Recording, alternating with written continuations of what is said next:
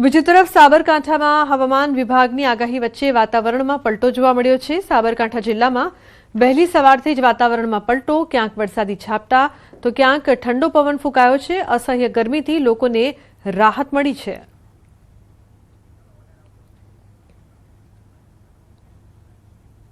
તો દેશમાં ચોમાસાને લઈને મોટા સમાચાર છે। કેરળથી ચોમાસું હવે માત્ર 70 કિલોમીટર દૂર છે। 4-5 દિવસ ચોમાસું આગળ વધવા માટે સ્થિતિ અનુકૂળ છે। અરબ સાગર બંગાળની ખાડીમાં આગળ વધ્યું છે ચોમાસું, તો લક્ષદ્વીપમાં ચોમાસાનું આગમન થઈ ચૂક્યું છે। તો દેશમાં ચોમાસાને લઈને મોટા સમાચાર છે। કેરળથી ચોમાસું હવે માત્ર 70 કિલોમીટર દૂર જોવા મળી રહ્યું છે, જેના કારણે કહી શકાય કે હવે ચોમાસું નજીક છે।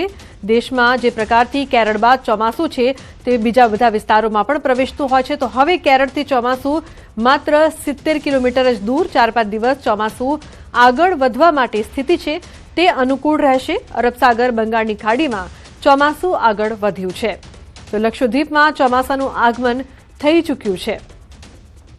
તો કેરળથી ચોમાસું હવે માત્ર 70 કિલોમીટર દૂર છે। સૌથી પહેલા દેશમાં ચોમાસાનું આગમન કેરળથી થાય છે અને હવે ચોમાસું ત્યાં માત્ર 70 કિલોમીટર દૂર 4-5 દિવસ ચોમાસું આગળ વધવા માટે અનુકૂળ સ્થિતિ છે, જે બાદ ચોમાસું છે તે દેશમાં વિધિવત રીતે પ્રવેશશે। તો દેશમાં ચોમાસાને લઈને મોટા સમાચાર।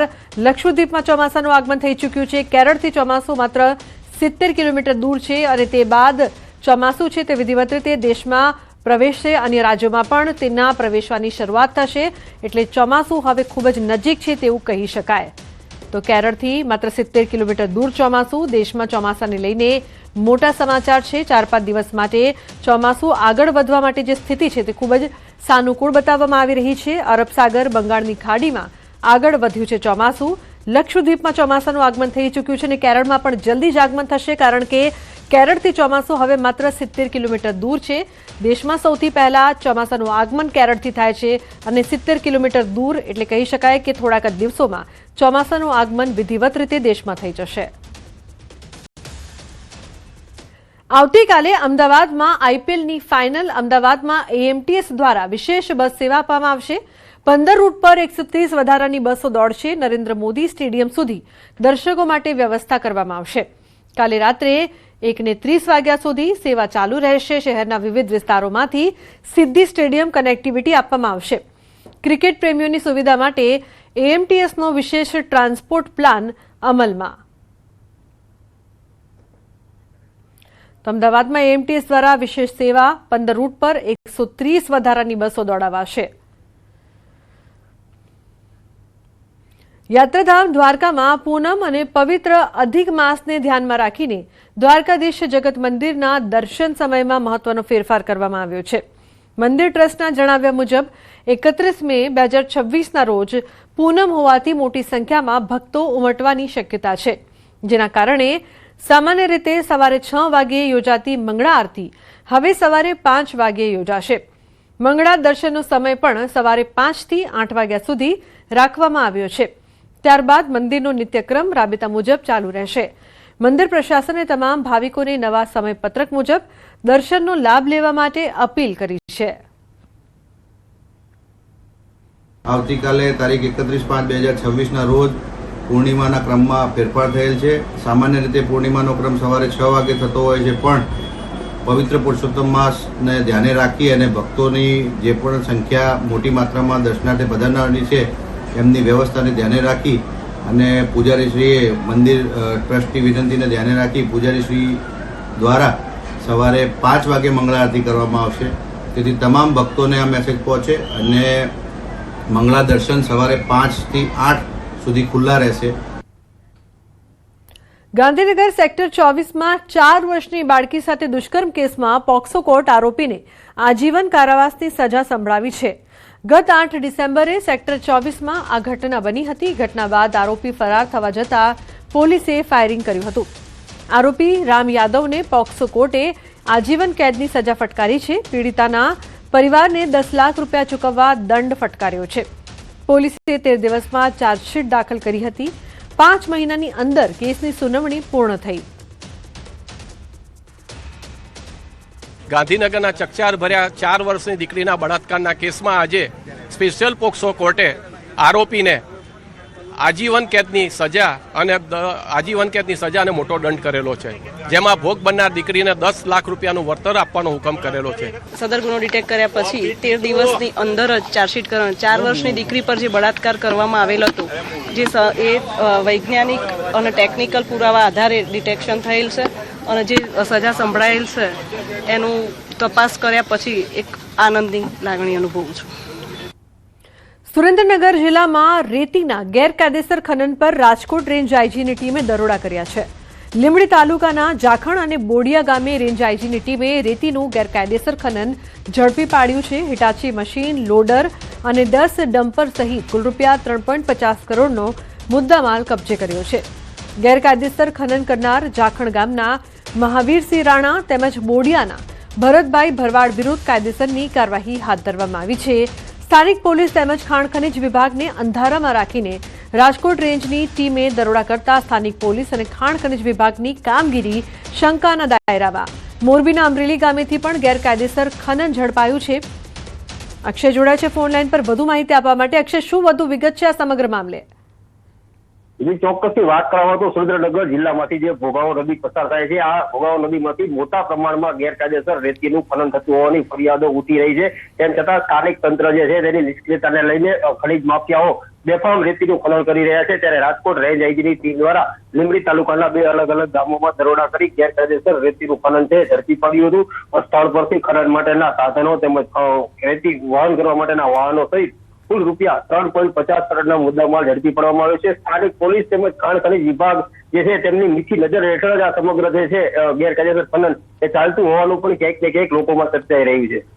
જી બિલકુલ અક્ષય, આભાર સમગ્ર માહિતી બદલ. સુરત જિલ્લા એસઓજીને મોટી સફળતા મળી છે. વાહન ચેકિંગ દરમિયાન ઝડપાયો છે હાઇબ્રિડ ગાંજો. અમદાવાદ મુંબઈ નેશનલ હાઈવે પર ઝડપાયો છે ગાંજો. ખાનગી ટ્રાવેલ્સ બસમાંથી 9 કિલો હાઇબ્રિડ ગાંજો કબજે કરવામાં આવ્યો છે. કામરેજના વલથાણ ગામ નજીક વાહન ચેકિંગ, ગાંજો, 2 મોબાઈલ ફોન સહિત 1.50 કરોડનો મુદ્દામાલ જપ્ત કરવામાં આવ્યો છે. એક આરોપીની ધરપકડ. અન્ય એક આરોપી વોન્ટેડ જાહેર. બસ જોધપુરથી બેંગલુરુ તરફ જઈ રહી હતી. આરોપી અગાઉ પણ 2 વખત ગાંજાની હેરાફેરીમાં ઝડપાઈ ચૂક્યો હોવાનું સામે આવ્યું છે. તો એસઓજીએ એનડીપીએસ એક્ટ હેઠળ ગુનો નોંધીને વધુ તપાસ હાથ ધરી છે. અન્ય સમાચાર વડોદરાથી. વડોદરામાં દારૂની હેરાફેરી ઝડપાઈ છે. દારૂ છુપાવવા બુટલેગરોનો નવો કિમિયો. બુટલેગરો હવે ટ્રાવેલ્સની બસનો ઉપયોગ કરવા લાગ્યા છે. એલસીબી ઝોન 3એ દારૂની ડિલિવરી માટે આવેલી બસ ઝડપી પાડી છે. મધ્યપ્રદેશ પાસિંગની બસ સુરતથી અમદાવાદ તરફ જઈ રહી હતી. વાઘોડિયાથી તરસાલી બ્રિજ જતા વચ્ચે પોલીસે આ કાર્યવાહી કરી છે. તો દારૂ સહિત 26,88,600નો મુદ્દામાલ જપ્ત. બસ ચાલક બાબરમલ ગાડરીની ધરપકડ કરવામાં આવી છે. રાજસ્થાનના 3 સપ્લાયરોને વોન્ટેડ જાહેર કરાયા છે. પંચમહાલ, દાહોદ અને મહીસાગર જિલ્લાના પશુપાલકો માટે સારા સમાચાર છે. પંચમહાલ ડેરી દ્વારા પશુપાલકોને દૂધના ચૂકવવામાં આવતા ભાવમાં વધારો કરાયો છે. પશુપાલકોને પ્રતિ કિલો ફેટ દૂધના ખરીદના ભાવમાં 10 રૂપિયાનો વધારો કરાયો, જે 1 જૂન 2026થી પશુપાલકોને ચૂકવવામાં આવશે. પંચમહાલ, મહીસાગર અને દાહોદ જિલ્લાના 2.5 લાખ ઉપરાંત પશુપાલકોની ઉનાળાની પરિસ્થિતિને ધ્યાનમાં લઈને ચેરમેન જેઠાભાઈ ભરવાડે લીધો છે આ મહત્વપૂર્ણ નિર્ણય. પંચમહાલ, દાહોદ અને મહીસાગર 3 જિલ્લાના દૂધ ઉત્પાદકોના જીવન ધોરણમાં સુધારો થાય એ હેતુસર 2026માં બીજી વાર કરાયો છે ભાવ વધારો. ડેરી દ્વારા દૂધનો કિલો ફેટનો ભાવ અગાઉ પ્રતિ કિલો ફેટના 865 રૂપિયા ચૂકવવામાં આવતા હતા, જે હવે 10 વધારીને પ્રતિ કિલો ફેટના 875 રૂપિયા ચૂકવવામાં આવશે. રાજેશ જોડાય છે ફોન લાઈન પર વધુ માહિતી આપવા માટે. રાજેશ, શું વધુ વિગત સમગ્ર મામલે? પંચમહાલ ડેરી પંચમહાલ, દાહોદ અને મહીસાગર જિલ્લાના જે પશુપાલકો છે તેમના જીવાદોરી સમાન ડેરી છે. હાલ જે ઉનાળાની પરિસ્થિતિ છે એ ઉનાળાની પરિસ્થિતિ સાથે સાથે જે ઘાસચારો સહિત ખેડૂતો માટે અને દૂધ ઉત્પાદકો માટે મોંઘું બની છે. દરમિયાન ચેરમેન જેઠાભાઈ દરવા ખેડૂતો અને પશુપાલકોના હિતલક્ષી નિર્ણય લેવામાં આવ્યો છે અને સતત 2026ના વર્ષમાં બીજી વાર દૂધના ભાવમાં પ્રતિ કિલો ફેટ દીઠ 10 રૂપિયાનો વધારો કરવામાં આવ્યો છે, જે આગામી 1 જૂનથી અમલમાં આવશે. પંચમહાલ ડેરી જે સતત વિકાસ કરી રહી છે અને જેનું દૂધ માત્ર પંચમહાલ, મહીસાગર અને દાહોદ પૂરતું જ નહીં પરંતુ મધ્યપ્રદેશ અને મહારાષ્ટ્ર સુધી જઈ રહ્યું છે. જ્યારે ડેરીનો વિકાસ થઈ રહ્યો છે તેની સાથે પશુપાલકોનો પણ વિકાસ થાય તે માટે જેઠાભાઈ ભરવાડ છે સતત પ્રયત્નશીલ રહ્યા છે અને જેના થકી હાલ જે પશુપાલકો છે તેમાં ભાવ વધારો કરવામાં આવતા ખુશીની લહેર જોવા મળી રહી છે. જી બિલકુલ રાજેશ, આભાર સમગ્ર માહિતી બદલ. આણંદ જિલ્લાના બોરસદ તાલુકામાં નકલી ડોક્ટર સામે મોટી કાર્યવાહી કરવામાં આવી છે. બોરસદના નાપા તળપત ગામમાંથી ડિગ્રી અને માન્ય રજીસ્ટ્રેશન વગર ક્લિનિક ચલાવતા એક શખ્સની પોલીસે ધરપકડ કરી છે. આરોપી આરિફ મોહમ્મદ કાઝી પોતાને BA, MS અને MBBS ડોક્ટર તરીકે ઓળખાવીને લોકોની સારવાર કરતો હોવાનું સામે આવ્યું છે. પ્રાથમિક આરોગ્ય કેન્દ્રના મેડિકલ અધિકારીએ ફરિયાદ નોંધાવ્યા બાદ બોરસદ રૂરલ પોલીસે ક્લિનિકમાં તપાસ હાથ ધરી હતી. તપાસ દરમિયાન આયુર્વેદિક અને એલોપેથિક દવાઓ, સારવાર માટેના સાધનો સહિત અંદાજે ₹3,91,000નો મુદ્દામાલ જપ્ત કરવામાં આવ્યો હતો.